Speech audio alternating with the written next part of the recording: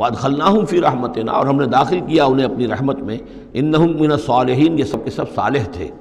وَظَنُّونِ إِذْ ذَهَبَ مُغَاضِبًا، اور وہ مچھلی والا جب کہ وہ چلا گیا غصے میں بھرا ہوا، غضبناک ہو کر۔ اب یہ غضبناک کس پر؟ اللہ کے اوپر غصہ نہیں تھا معاذ اللہ، غصہ تھا قوم کے اوپر۔ اتنی ناہنجار قوم، اتنی میں نے ان کو دعوت دی، اتنی تبلیغ کی، اور پھر یہ ہے کہ وہ کہہ کر کہ بس اب عذاب آئے گا۔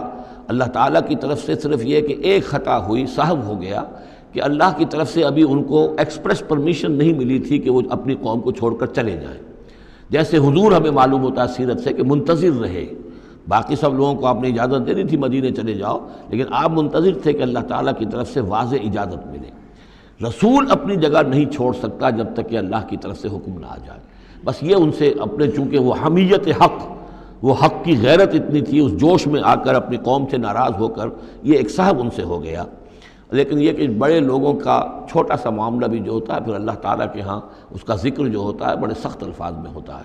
اب یہ معاملہ ہے اللہ کا اور ان کے مابین۔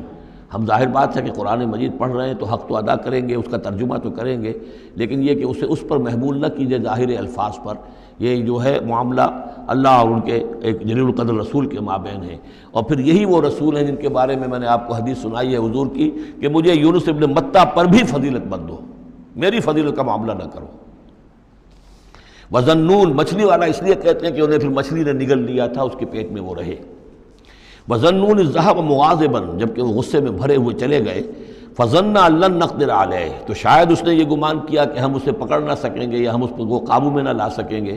واللہ عالم، یہ الفاظ جو ہیں بڑے سخت ہیں، یعنی یہ کہ مولانا شبیر احمد عثمانی صاحب نے یہ لکھا ہے کہ ان کے طرز عمل سے دیکھنے والا یہ سمجھ سکتا تھا کہ شاید انہوں نے سمجھا ہے کہ اللہ تعالیٰ ان کو پکڑ نہ سکے گا، لیکن ظاہر بات ہے کہ اس کا کوئی امکان نہیں کہ ایسا کوئی خیال حضرت یونس علیہ السلام کے دل میں پیدا ہو۔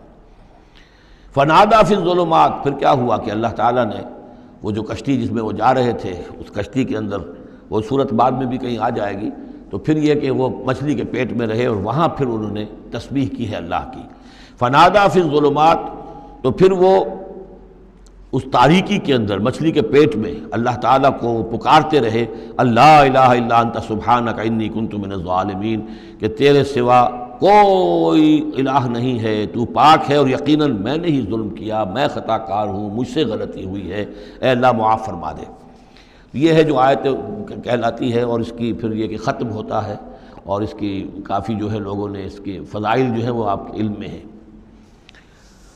لا الہ الا انت سبحانک انی کنت من الظالمین۔